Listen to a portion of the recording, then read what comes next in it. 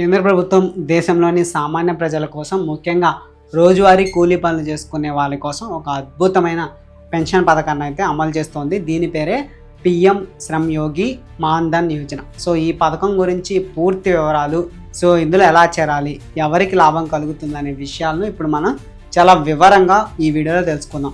So మన దేశంలో చాలామంది ప్రజలు అసంఘటిత రంగంలో అంటే చిన్న చిన్న పనులు చేస్తూ బతుకుతుంటారు. సో వీరిలో ఎక్కువ తోపుడు బండ్ల మీద కూరగాయలు అమ్మేవారు, ఇళ్లలో పనులు చేసేవాళ్ళు, ఆటోలు నడిపేవాళ్ళు అంటే డ్రైవర్స్, రిక్షా లాగేవారు, భవన నిర్మాణ కార్మికులు, సో అలాగే బట్టలు ఉతికేవారు, తోట పనులు చేసేవారు, ఇలా ఎంతోమంది చిన్న చిన్న పనులు చేసుకునే వాళ్ళు ఉన్నారు. సో వీరంతా వయసు ఉన్నంత కాలం కష్టపడి సంపాదించుకుంటారు.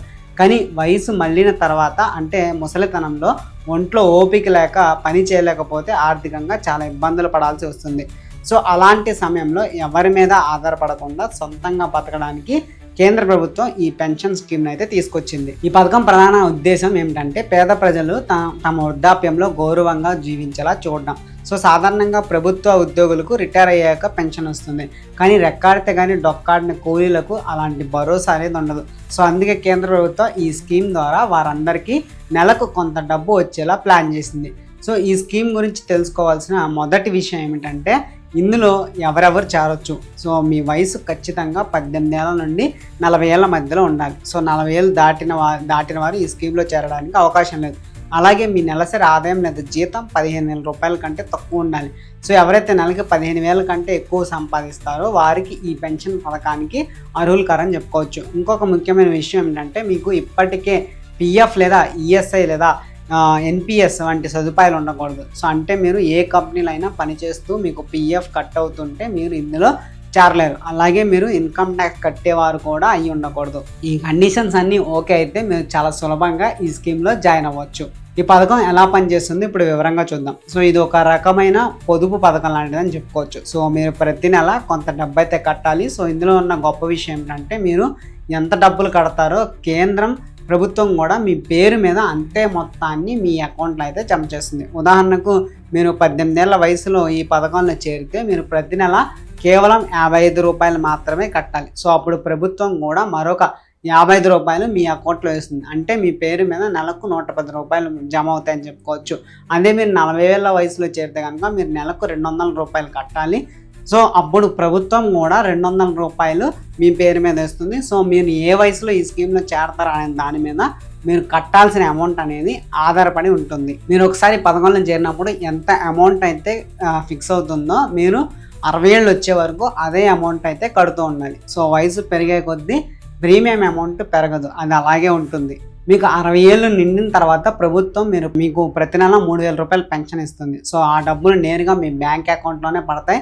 ఈ రోజుల్లో 3,000 రూపాయలు అంటే చిన్న మొత్తంగా అనిపించవచ్చు, కానీ ముసలితనంలో చేతిలో రూపాయి లేని సమయంలో ఈ డబ్బులు ఎంతో ఆసరాగా నిలుస్తాయి. మందుల ఖర్చులకు లేదా చిన్న చిన్న అవసరాలకు ఈ పెన్షన్ డబ్బులు చాలా ఉపయోగపడతాయని చెప్పుకోవచ్చు. ఒకవేళ ఈ పెన్షన్ తీసుకుంటున్న వ్యక్తి చనిపోతే మరి భార్యకు లేదా భర్తకు పెన్షన్లో సగం అంటే 1,500 రూపాయలు ఫ్యామిలీ పెన్షన్ కింద అందుతుంది. సో ఇది కుటుంబానికి ఒక భరోసాని ఇస్తుంది. అయితే పిల్లలకు మాత్రం ఈ పెన్షన్ డబ్బులు రావు, కేవలం భార్య లేదా భర్తకు మాత్రమే ఈ అవకాశం అనేది ఉంటుంది. చాలా మందికి ఒక సందేహం రావచ్చు, ఒకవేళ మేము మధ్యలోనే ఈ స్కీమ్ నుండి బయటకు వచ్చేయాలి అనుకుంటే మా డబ్బులు ఏమవుతాయి అని. సో దానికి కూడా ప్రభుత్వం మంచి రూల్స్ అయితే పెట్టింది. సో మీరు పథకంలో చేరిన 10 ఏళ్ల లోపు డబ్బులు తీసుకోవాలనుకుంటే మీరు కట్టిన డబ్బులకు అప్పటి వరకు వచ్చిన బ్యాంక్ వడ్డీ అంటే ఇంట్రెస్ట్ కలిపి మీకు తిరిగి ఇచ్చేస్తారు. ఒకవేళ 10 ఏళ్ల తర్వాత కానీ 60 ఏళ్ల కంటే ముందు కానీ మీరు పథకం వదిలేయాలనుకుంటే మీరు కట్టిన డబ్బులతో పాటు ఆ డబ్బు మీద వచ్చిన లాభాలను కూడా లెక్క కట్టి మీకు ఇస్తారు. కాబట్టి మీరు కట్టిన డబ్బులు ఎక్కడికి పోవో అవి భద్రంగా ఉంటాయి. అలాగే ఒకవేళ పెన్షన్ డబ్బులు కట్టిన మందులో ఏదైనా కారణం వల్ల ఆగిపోయినా మళ్ళీ పాత బకాయిలన్నీ చెల్లించి మీ అకౌంట్ని మీరు యాక్టివేట్ చేసుకోవచ్చు. సో దీనివల్ల మీ స్కీమ్ మళ్ళీ మొదలవుతుంది. ఈ స్కీమ్లో చేరడం చాలా సులభం. దీనికోసం మీరు పెద్ద పెద్ద ఆఫీసుల చుట్టూ తిరగాల్సిన అవసరం లేదు. మీ గ్రామంలో లేదా మీ ఇంటికి దగ్గరలో ఉన్న కామన్ సర్వీస్ సెంటర్ లేదా మీ సేవా కేంద్రానికి వెళ్తే సరిపోతుంది. మీరు వెళ్ళేటప్పుడు మీ ఆధార్ కార్డు మరియు మీ బ్యాంక్ అకౌంట్ పాస్బుక్ వెంట తీసుకెళ్ళాలి. సో మీ బ్యాంక్ అకౌంట్కి ఆధార్ నెంబర్ అనేది ఖచ్చితంగా లింక్ అయి ఉండాలి. అక్కడ ఉన్న ఆపరేటర్కు మీ వివరాలను ఆన్లైన్లో నమోదు చేస్తారు. సో మీ మొదటి నెల ప్రీమియం డబ్బులు నగదు రూపంలో అక్కడ కట్టేస్తే సరిపోతుంది. ఆ తర్వాత ప్రతి నెల మీ బ్యాంక్ అకౌంట్ నుండి ఆటోమేటిక్గా డబ్బులు కట్ అయ్యేలా సెట్టింగ్స్ అయితే చేస్తారు. సో దీన్నే ఆటో డెబిట్ అంటారు. దీనివల్ల మీరు ప్రతి నెల ఆఫీసులకు వెళ్ళి డబ్బులు కట్టాల్సిన పని ఉండదు. మీ అకౌంట్లో డబ్బులు ఉంటే చాలు, అవే కట్ అయిపోతాయి. రిజిస్ట్రేషన్ ప్రాసెస్ పూర్తయిన తర్వాత మీకు ఒక పెన్షన్ కార్డు ఇస్తారు. సో దాని మీద మీ పేరు మరియు మీ పెన్షన్ అకౌంట్ నెంబరు ప్రింట్ అయి ఉంటుంది. మన దేశంలో కోట్లాది మంది అసంఘటిత రంగ కార్మికులు ఉన్నారు. వారందరికీ ఒక సామాజిక భద్రత కల్పించడమే ఈ పథకం యొక్క ప్రధాన లక్ష్యం. సో ప్రభుత్వం ఈ పథకాన్ని చాలా పారదర్శకంగా నిర్వహిస్తుంది. ఎల్ఐసి సంస్థ ఈ పెన్షన్ ఫండ్ అయితే చూసుకుంటుంది కాబట్టి మీ డబ్బులకి పూర్తి గ్యారంటీ అనేది ఉంటుంది. సో ప్రైవేట్ స్కీమ్స్ లాగా ఇది మధ్యలో ఆగిపోయే ప్రమాదం ఉండదు. కేంద్ర ప్రభుత్వం నేరుగా ఈ పెన్షన్ స్కీమ్ని పర్యవేక్షిస్తుంది కాబట్టి నమ్మకంగా ఇందులో చేరవచ్చు.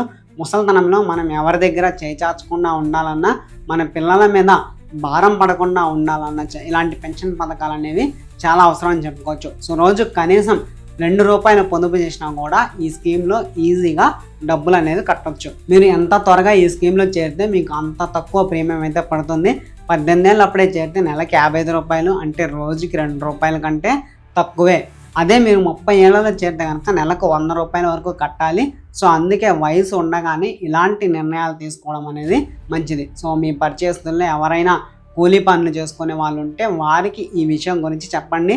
సో పాలు అమ్మేవారు, పేపర్ వేసేవాళ్ళు, టైలర్లు, బార్బర్లు, ఇలా ప్రతి ఒక్కరూ ఈ స్కీమ్ కింద అర్హులే. సో కేంద్ర ప్రభుత్వం ప్రవేశపెట్టిన ఈ బియ్యం శ్రమయోగి మాన్ధన్ యోజన అనేది పేద ప్రజల పాలిట ఒక వరం లాంటిది. సో భవిష్యత్తులో ఆర్థిక ఇబ్బందులు కలగకుండా ఉండాలంటే ఇప్పుడే ఈ స్కీమ్లో జాయిన్ అవ్వండి. మీ ఆధార్ కార్డును, బ్యాంక్ అకౌంట్ డీటెయిల్స్తో ఇప్పుడే మీ దగ్గరలోని ఆన్లైన్ సెంటర్, అంటే కామన్ సర్వీస్ సెంటర్కి వెళ్ళి రిజిస్టర్ చేసుకోండి. మీ వృద్ధాప్యానికి మీరు ఒక భరోసాని ఇచ్చుకోండి. సో ప్రభుత్వం ఇచ్చే గొప్ప అవకాశాన్ని ప్రతి ఒక్కరూ సద్వినియోగం చేసుకోవాలని కోరుకుంటున్నాను.